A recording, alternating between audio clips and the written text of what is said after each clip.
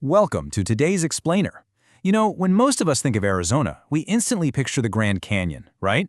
Or maybe towering cacti in these massive, modern desert cities. But today, we're going to explore a side of Arizona's ancient history that started long before it was ever known as the Grand Canyon State. We are peeling back the layers of time to uncover just an absolutely incredibly rich history of human ingenuity. Okay, so let's dive right in.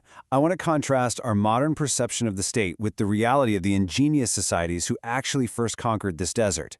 Think about the Arizona we know today: bustling cities, sprawling highways, famous natural wonders.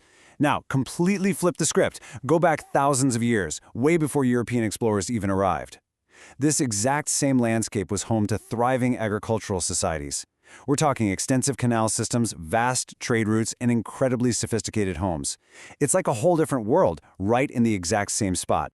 So, let's start with part 1, before the Grand Canyon. Human habitation in what is now Arizona stretches back a staggering 12,000 years. Just wrap your head around that for a second. It all began with early hunter-gatherers who literally had to learn how to adapt to this harsh desert environment, hunting native wildlife and gathering edible plants. But over time, they transitioned to farming, crops, stuff like corn, beans, squash, and even cotton. And this agricultural shift, that was a real game changer. It totally paved the way for the major civilizations that began popping up around 300 and 500 CE. To kind of anchor our journey today, we're going to focus on 3 major ancient groups who really built this incredible world. First, the Hohokam, down in the central and southern regions. They're famous for their advanced canal systems. Then, up north, we have the ancestral Puebloans, who completely mastered these massive stone and adobe pueblos. And finally, the Sinagua, right in the middle, known for some seriously breathtaking cliff dwellings and hilltop pueblos. Moving into Section 2, the Hohokam Canal Builders. Let me tell you, the Hohokam engineered what is arguably one of the most advanced irrigation systems in all of ancient North America. They built hundreds of miles of canals to carry water from the Salt and Gila rivers directly to their crops. And here is the truly mind-blowing part about all this. They did the whole shebang using nothing but hand tools. No heavy machinery, just hand tools. Through sheer willpower and absolute engineering genius, they transformed a totally harsh, unforgiving desert into thriving, life-sustaining farmland. And you know what's really wild? This ancient engineering isn't just trapped in the past. Portions of those exact canal systems directly influence the design of some of the canals that are still used in the Phoenix area today. The very foundations they laid bridge right over into our modern world. In fact, you can actually go see this for yourself at places like the Pueblo Grande Museum and Archaeological Park in Phoenix right now. All right, up next, Section 3, Pueblos and Cliff Dwellings. So let's shift gears and look at the Sinawaga people. They lived throughout central Arizona from roughly 500 to 1425 CE, and I absolutely love this. The word Sinawaga actually translates to without water, which just perfectly anchors this whole explainer, doesn't it? It's a brilliant testament to their remarkable ability to not just scrape by, but to absolutely thrive in a ridiculously dry and challenging climate. And man, thrive they did. They built 2 of Arizona's most iconic archaeological sites.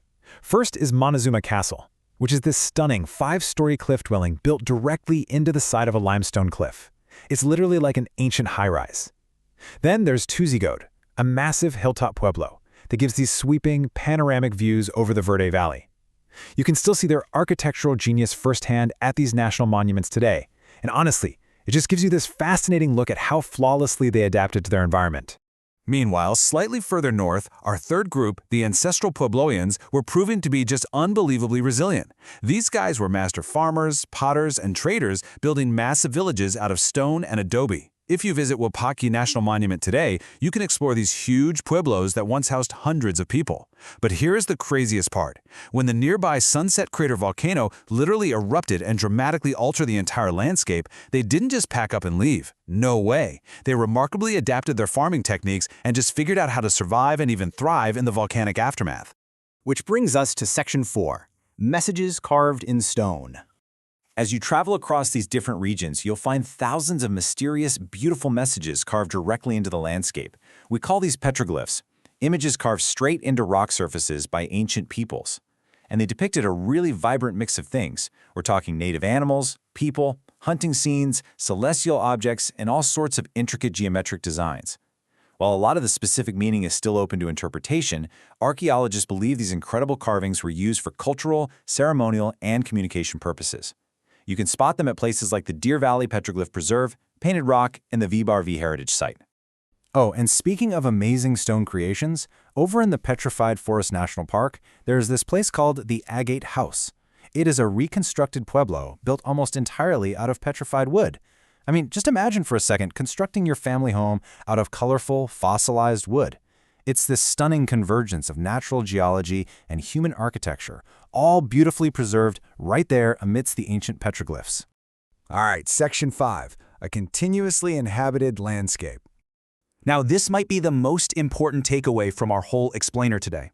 We aren't just looking at abandoned ruins. Take Canyon de Chelly, located within the Navajo Nation. It has been continuously inhabited for nearly 5,000 years. Just pause and think about that for a second. 5,000 years. That makes this majestic canyon one of the longest continuously lived-in landscapes in all of North America. It even contains these spectacular cliff dwellings originally built by the ancestral Puebloans. And incredibly, that ancient agricultural spirit, it hasn't just faded into the history books. It's being carried on right now, as we speak, by Navajo families who continue to live, work, and farm within those exact same canyon walls today. The landscape is still providing, and the people are still thriving. So I want you to remember a number for me, 22. That number represents the 22 federally recognized Native American tribes living in Arizona today. Each one of these tribes has its own entirely unique culture, language, and traditions. The modern descendants of the Hohokam, the ancestral Puebloans, and the Sinagua keep the rich, incredible legacy of those ancient engineers and builders vibrant and alive. They preserve this unique heritage through vibrant art, storytelling, ceremonies, and ongoing cultural education. The legacy of Arizona's ancient peoples definitely isn't some closed chapter in a textbook. It's a living, continuously evolving story. And finally, Section 6, protecting the living legacy. Because these incredible archaeological sites are both deeply sacred and, frankly, physically fragile, we need to act as respectful guests if we visit. So if you ever plan a trip to step back in time, please keep these rules in mind. Always stay on designated trails. Never climb on the ancient structures. They're incredibly fragile. Leave artifacts exactly where you find them. Seriously, no souvenirs. Respect all the cultural guidelines, because remember, a lot of these are active sacred places. And, of course, it's the desert, so always bring plenty of water. Following these steps just ensures these monuments stick around for future generations. Exploring these sites offers us so much more than just a standard history lesson. It gives us a profound appreciation for human ingenuity and just sheer resilience. I mean, after witnessing cultures that built miles of canals with hand tools and carved 5-story homes out of limestone cliffs, it really leaves you with a pretty provocative thought. Seeing the 12,000-year legacy of Arizona's first people, how will our modern cities be remembered thousands of years from now? What echoes of stone are we going to leave behind? Well, thank you so much for joining me on this explainer today, and I really hope this sparked your curiosity to go out and learn even more.